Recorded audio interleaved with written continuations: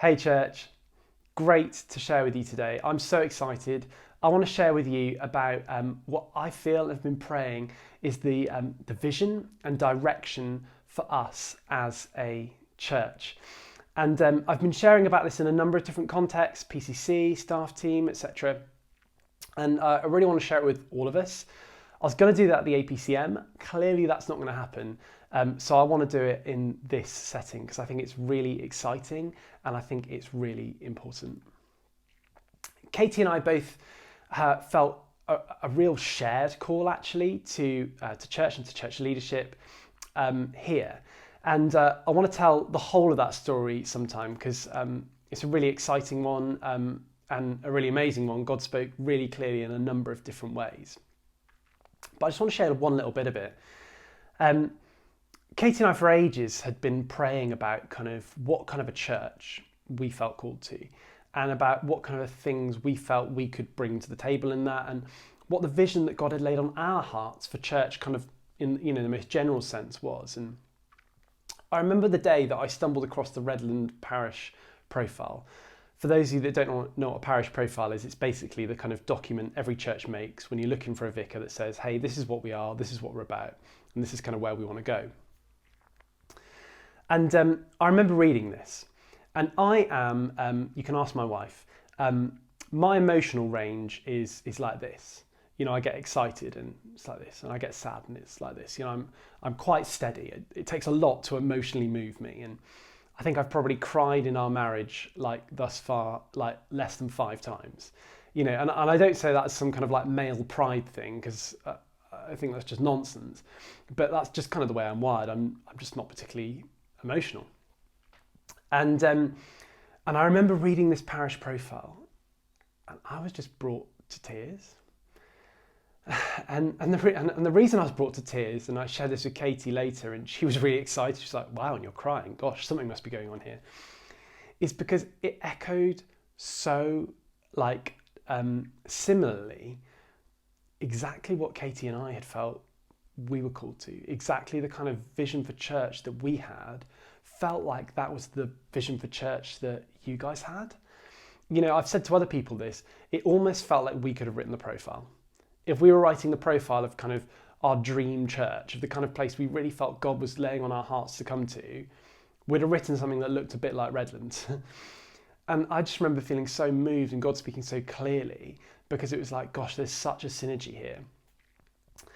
And so I share that because I think it's important that Katie and I don't feel called to come here to kind of do what I call a vision transplant. You know, where a church is going completely the wrong direction and they need a complete direction change and it's all a disaster and it's going to be really painful. And we don't feel called to that at all.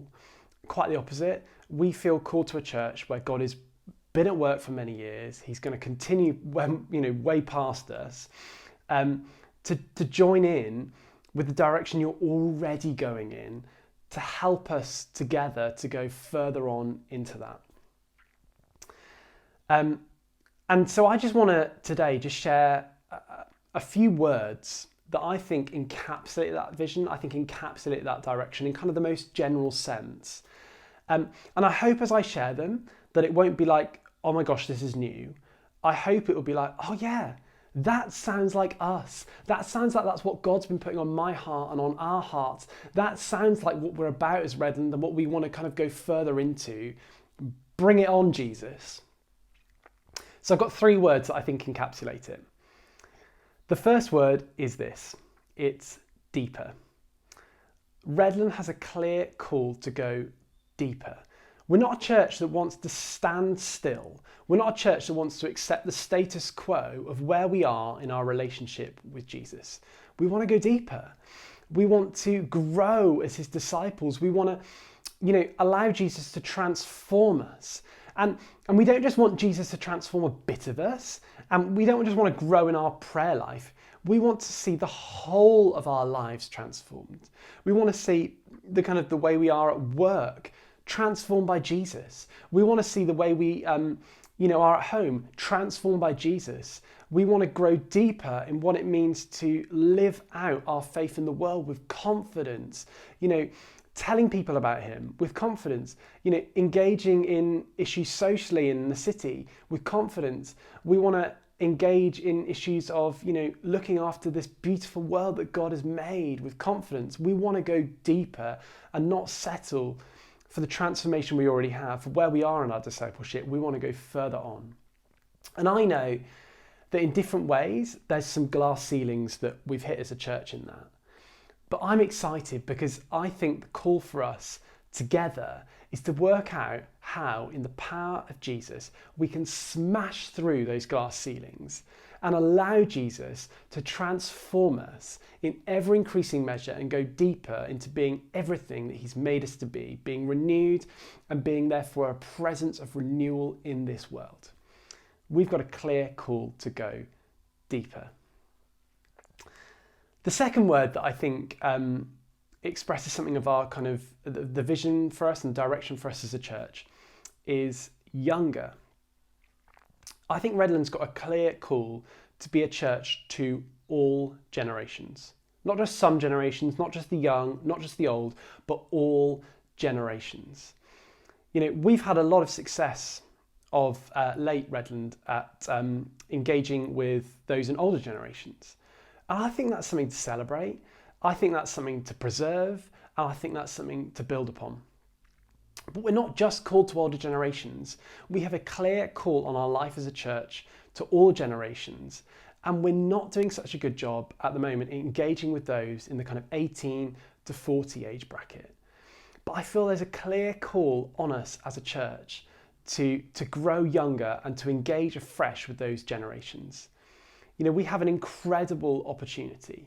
Locally, when you look at the statistics, 60% of the area of Redland is under the age of 40. Only 10% is over the age of 65. That's an incredible opportunity. If we can recreate some of the success we've had with older generations, with younger generations, imagine what we could see happen. We could be bursting at the seams with young people. We've got a call to become a context where people who the church is not engaging with nationally, in a really young city like Bristol, to become a context where people under the age of 40 can feel at home, can feel like this is a place they can belong and bring their spiritual questions and search and find meaning in an increasingly kind of meaningless and fraught and divisive world. Discover the good news of Jesus, discover his transformation and experience everything that Jesus brings. And there's some questions with us for us in that as to kind of how we do that. There's some things we've got to wrestle with. But we have a clear call to go younger and to engage in those discussions, engage in those hard questions, and to shape our life as a community to create space for all generations, and particularly at the moment, therefore, that means growing younger. So deeper and younger. And finally, the third word that I think just expresses something of our vocation and call and the vision for us as a church is wider. We have a clear call to go wider as a church. We're called Redland Parish Church. And in some ways, I kind of feel like that's almost a bit of a mislabeling. We're not really a parish church. People who call Redland Church their home come from all over the city. And indeed, we engage not just locally in our area, although we do, but all across the city. We've got incredible partnerships with churches in Easton and Southmead. We join in with work with organisations like In Hope. We're connected across the whole city in lots of different ways. We're not just a local church. We're a church for the city. There's a clear calling on our life as a church to be a church for the city of Bristol at large. We've got a clear call to go wider. We have resources and a staff team and kind of capabilities within the congregation that some churches can only dream of. And I don't believe we've got those things for us to just kind of enjoy for ourselves. I believe God gives us things such that we can be a blessing to others.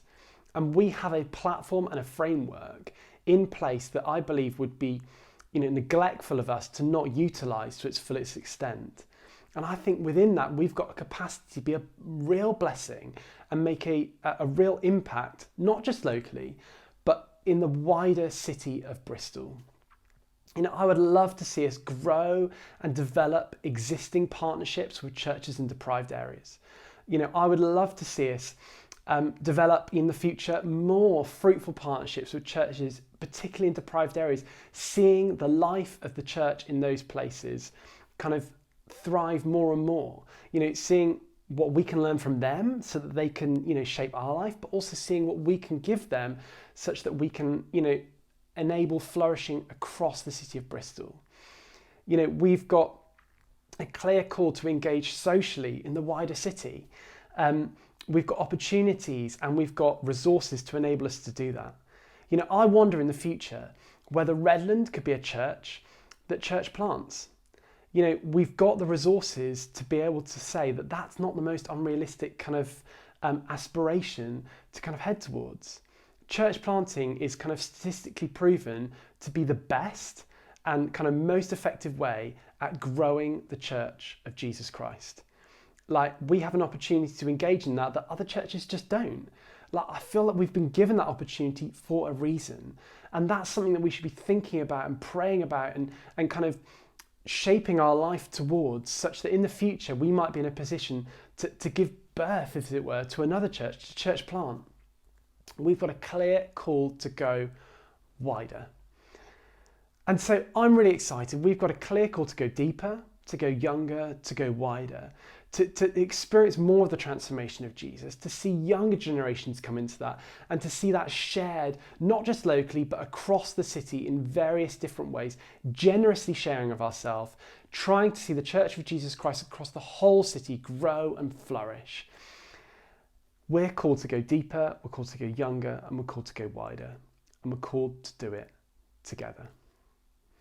I want to share a bit more next week about this, but I'll leave it there for now. I'm really excited. I hope you are too.